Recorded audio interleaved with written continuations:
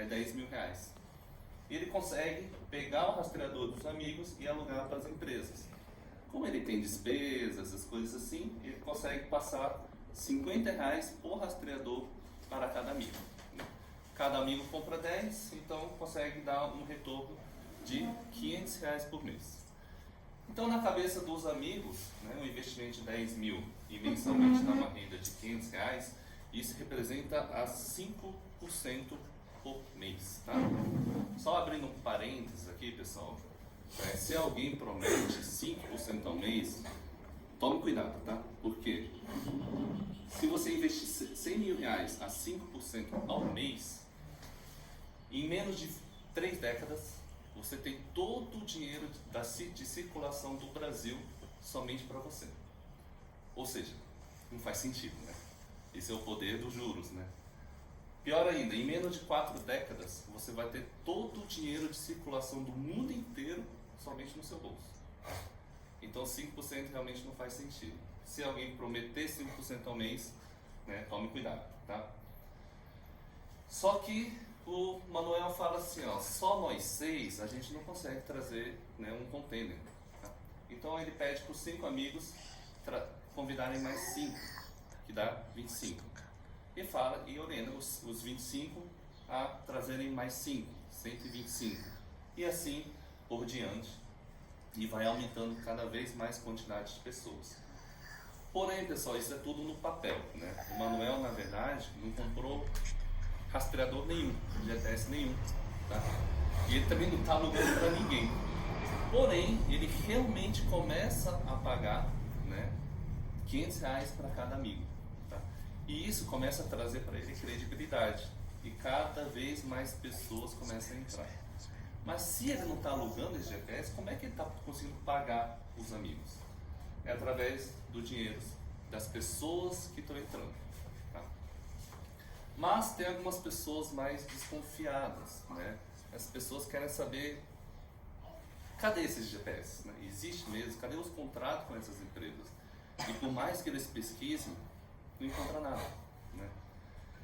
E a pirâmide do Manuel, que estava nesse formato, que estava sustentável, mais pessoas entrando, né?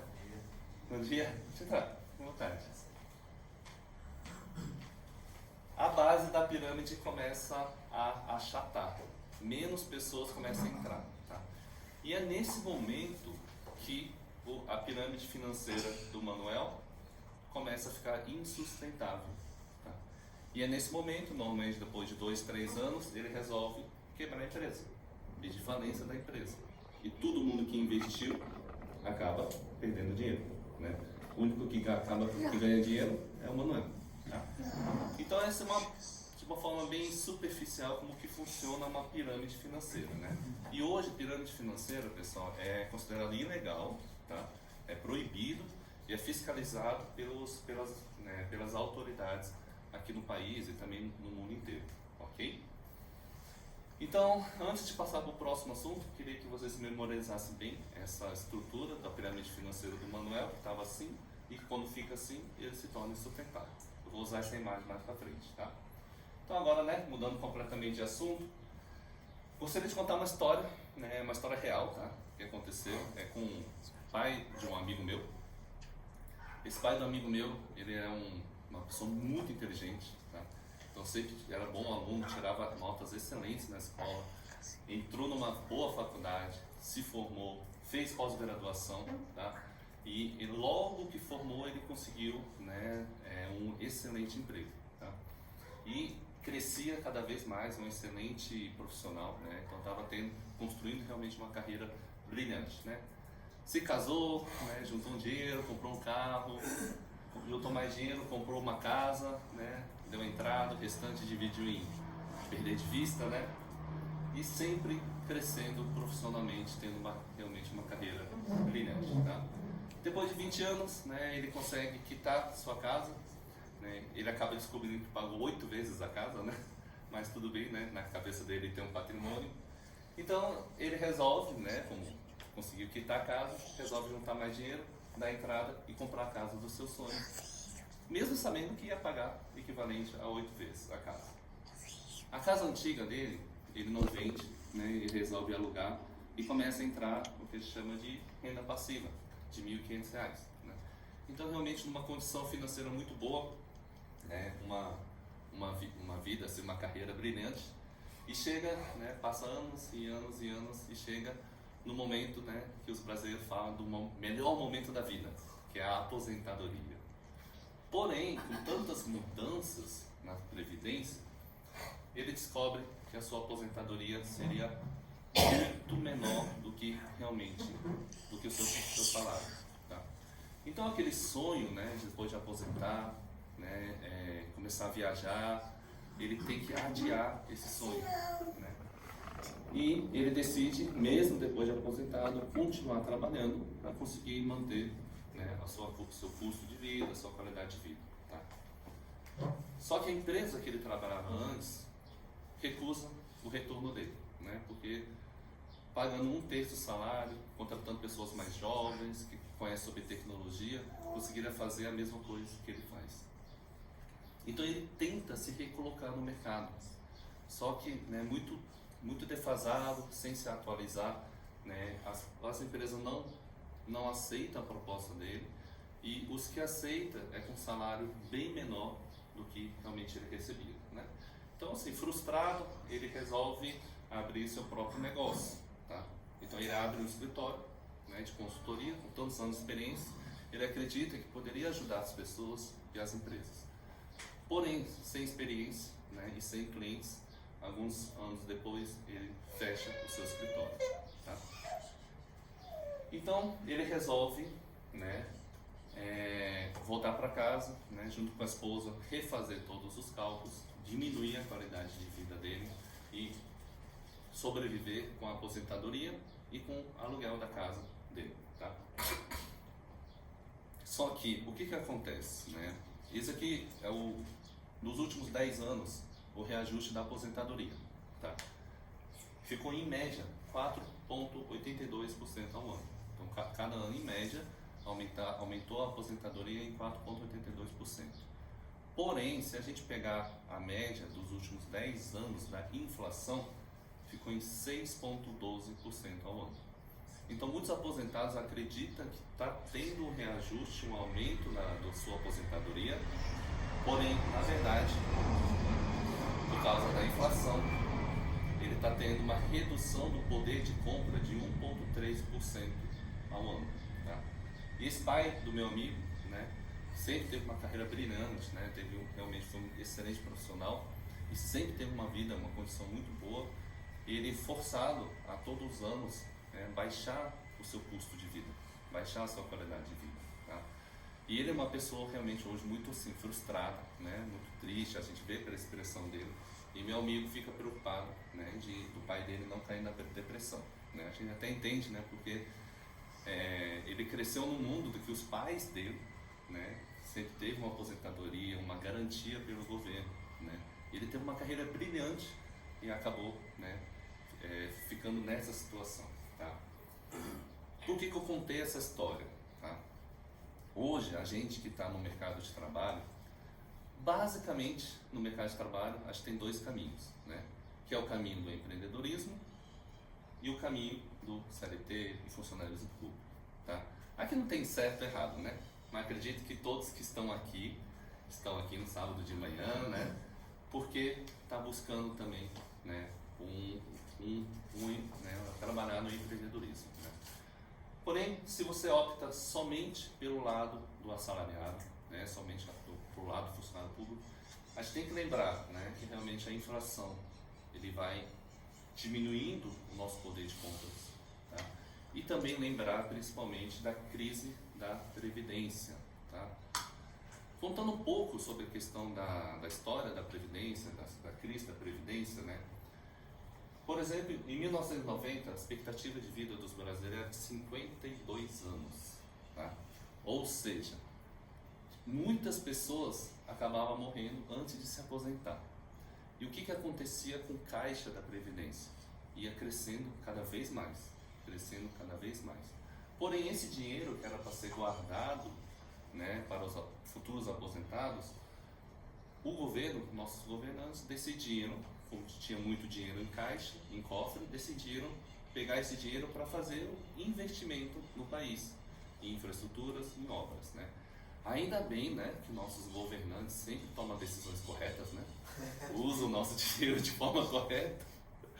Só que não, né, pessoal? Ele foi muito, assim, indevidamente utilizado, esse recurso, de forma não eficiente e sem contrapartidas, né? Depois criaram legislações, mas foi um período que realmente reduziu o caixa da Previdência. E o caixa da Previdência realmente diminuiu bastante. O dinheiro que era para ser guardado para os aposentados acabou sendo utilizado. Então esse é o primeiro problema da Previdência. O segundo problema, em 1960, 52 anos, em 2020 isso já aumenta para 76 anos de idade. Ou seja, a maioria da população começou a se aposentar e, além de se aposentar, vivia mais 5, 10, 15, 20 anos. O que isso acarreta? Em aumento do gasto da Previdência, né? Então esse é o segundo problema, né? Que é o aumento sem caixa e tinha o aumento dos gastos, tá? E veio o terceiro problema, tá? Da mudança que acontece, né? Em 1960, a taxa de fecundidade dos brasileiros era de 6,28 filhos por mulher, tá? Cada mulher tinha mais de 6 filhos. Só que hoje, em 2020, isso cai para 1,53. Lembrando que abaixo de 2, nossa população começa a reduzir, tá? E em 1950, a pirâmide etária era assim. 1985, né, já estava com redução de caixa, porém, como que o governo conseguia pagar os aposentados? Tinha muita gente trabalhando, muita população economicamente ativa contribuindo para o INSS. E com esse dinheiro, que na verdade era para ser guardado para a aposentadoria deles, começou a ser utilizado para pagar a aposentadoria dos aposentados. Porém, 2020, o gráfico está assim, tem menos pessoas economicamente ativas, menos pessoas trabalhando, tá? Mais pessoas aposentadas. Então começou a ter menos entrada de dinheiro, tá? Então, com baixo caixa, aumento dos gastos e diminuição da receita, a conta não fecha, né, pessoal? Então, lembra da pirâmide financeira do Manuel? Que quando estava assim, estava sustentável, e assim começa a se tornar insustentável. Aqui, pessoal, qualquer semelhança, infelizmente, não é mera coincidência, tá? Então, muitos estudos realmente falam que a nossa previdência, uma hora irá quebrar, tá? Não vai realmente aguentar. Então, só para trazer isso em números, pessoal, em 2023, né, o Brasil gastou 363 bilhões de reais em previdência, tá? Isso equivale a 22,54% de todo o imposto que o Brasil arrecadou, tá? Só que em 2060 isso vai aumentar para 3,3 trilhões, tá? Qual que é o problema desse número aqui? Se a gente pegar a arrecadação de 2023 no Brasil, é 2,3 trilhões, ou seja, muito menos do que futuramente em 2060 vai ser a aposentadoria. Isso equivale a 143% dos impostos que o Brasil recolhe, tá?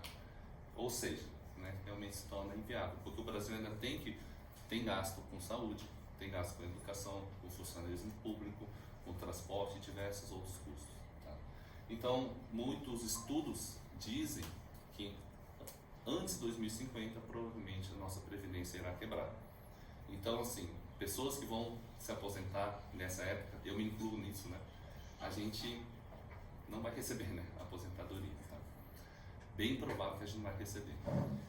E muitas pessoas ficam preocupadas e questionam em relação às pessoas que, entre aspas, têm o direito garantido, que já têm a aposentadoria. O que vai acontecer?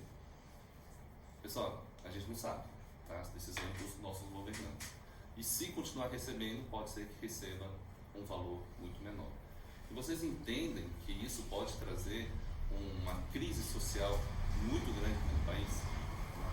Realmente pode ser um problema econômico, tá?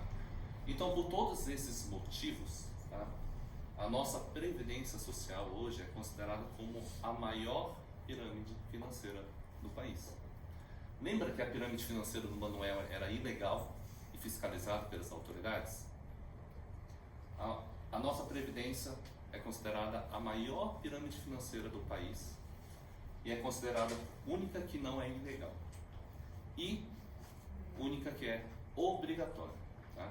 Então a gente está contribuindo todos os meses, né, para o INSS com uma única certeza: não vai receber nada. Tá? Então por isso que é considerado hoje a maior pirâmide financeira do país. Então se você optar somente pelo lado assalariado, né, lembre-se, esteja psicologicamente preparado para essa questão. E o outro caminho, né, é o caminho do empreendedorismo. Tá? Só que empreender, né, muita gente fala que o investimento é muito alto, que o risco é muito alto, né, e também que é muito difícil de empreender. Será, pessoal? Então eu queria trazer assim, o meu, né, da minha realidade, tá? Então, para quem não sabe, né, a gente tem 4 lojas de produtos naturais aqui em Brasília, né? E nesse ano, né, em fevereiro de 2024, a gente abriu a nossa 4ª unidade, tá? Então, vou revelar aqui para vocês quanto que a gente teve que investir para iniciar as operações, tá? Essa loja é considerada uma loja média, nem grande nem pequena, tá? E a gente teve que fazer um investimento de R$700 mil para iniciar a operação. Sendo desses R$700 mil, R$450 mil em estoque, tá? Em produto. Tá? Então, empreender é caro? Bom, eu vou ter que dizer que sim, né? O investimento é muito alto. E será que é arriscado? A gente abriu essa loja com a certeza nenhuma de que daria certo. Né? E se não desse certo, a gente nem imagina o quanto de dinheiro que a gente iria perder. Graças a Deus, né, deu certo, a gente inaugurou, né, está sendo um sucesso essa loja. Porém, esse sucesso eu devo a alguns fatores, tá? Primeiro, a força da marca, né? A gente tem 17 anos de mercado, graças a Deus, né, a nossa marca se fortaleceu aqui na cidade, tá? A gente tem 17 anos de know-how, então a gente sabe como montar uma loja, o que fazer, cada processo que tem que ser feito, né? A gente tem conhecimento de mercado, né? A gente tem relatório de 17 anos, então a gente sabe qual os produtos corretos, a variedade correta para colocar na loja, tá? A gente teve muita sorte da escolha do ponto, tá?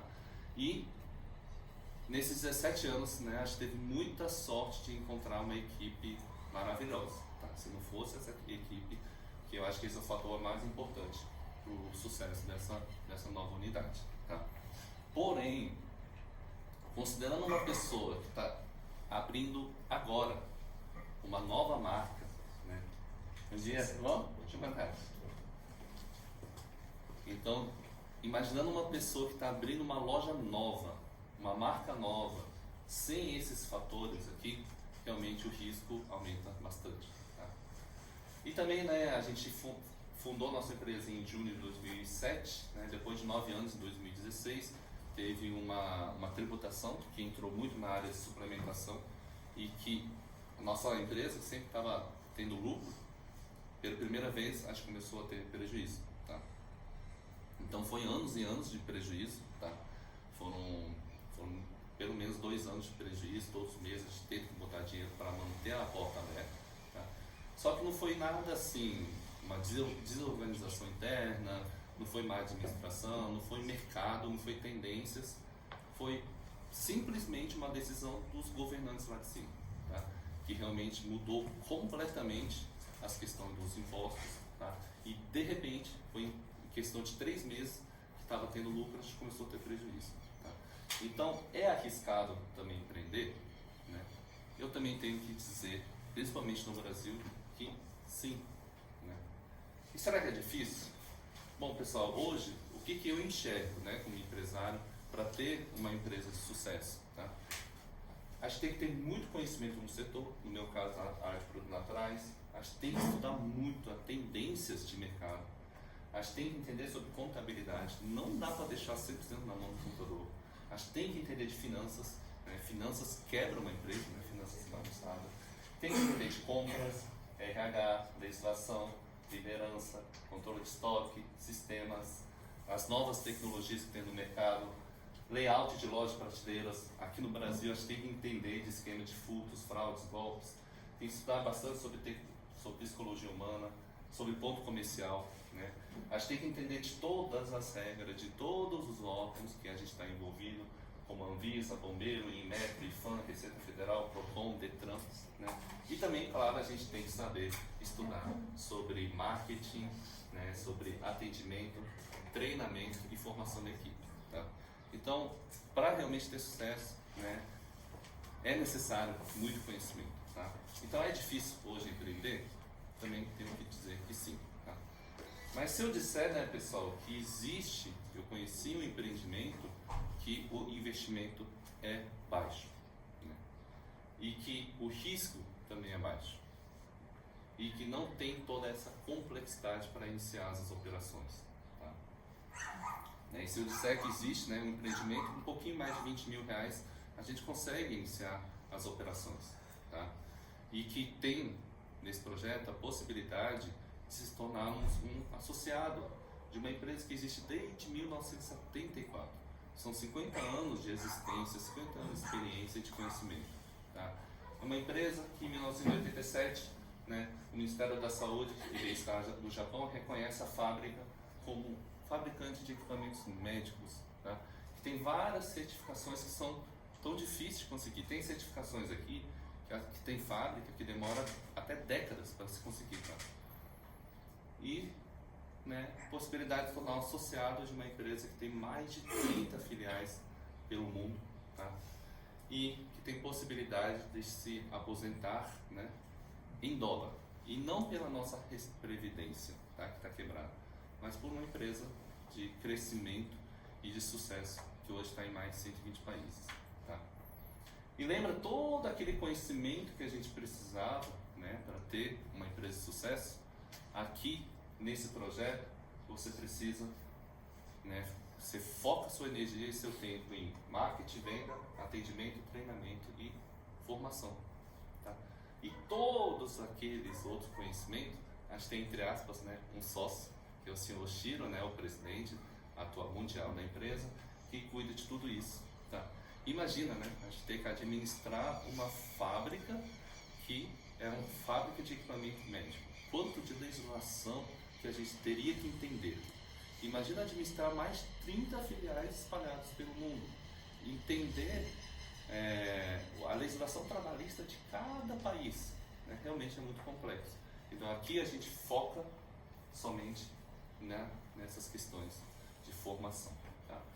E é o que a gente vai estar conversando hoje, tá? Então aproveitem bastante, né, cada palestra que os oradores vão estar, informações que os oradores vão estar trazendo para você, e que é um projeto também, né, pessoal, que a gente consegue fazer o bem, né? A gente consegue, né, levar essa oportunidade de negócio para não só para uma família, né, mas para dezenas, para centenas de famílias.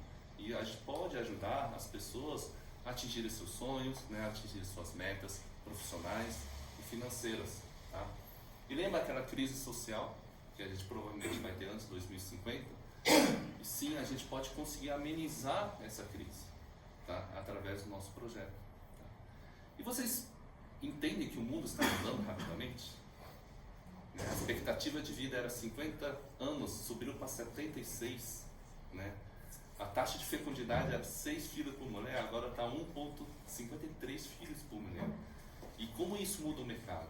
Como isso muda a previdência, né? Então eu cheguei a conhecer muitas pessoas que se aposentaram com o máximo de salário, tá, né? Depois da aposentadoria realmente viveu uma vida muito boa.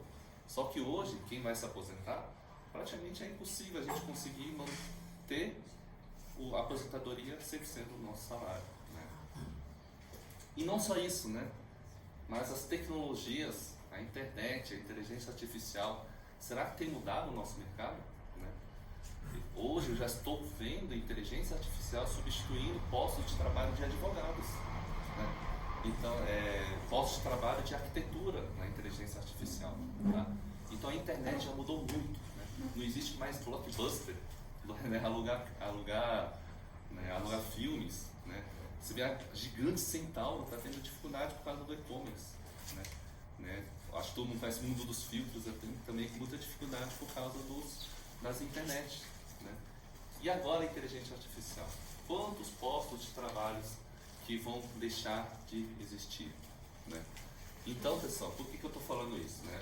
Porque, pessoal, por mais que o mundo se transforme, por mais que o mundo mude, tá? O ser humano, ele sempre terá que beber uma água de qualidade, tá? Então essa é a mensagem que eu queria deixar nessa primeira parte aqui, tá? E eu gostaria agora de passar para os nossos apresentadores. Muito obrigado.